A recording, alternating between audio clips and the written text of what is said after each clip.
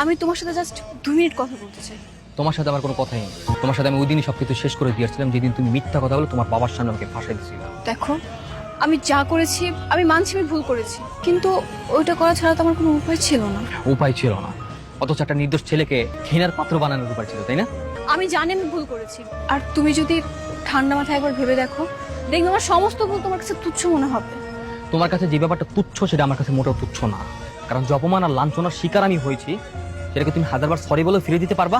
তাছাড়া আমি কি করবো বলো, আমার তো কিছু করার ছিল না। ওইখানে আমার কাজিন ছিল, আমি যদি বাবাকে একবার বলে দিতাম তাহলে কি হবে তুমি তো বুঝতেই পারছিলে, তাই না বলো? আর আমার সাথে কি খুব ভালো কিছু হয়েছে?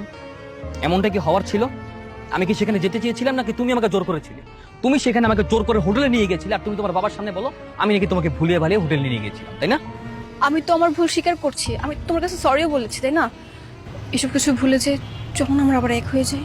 একটা কথা বলিস।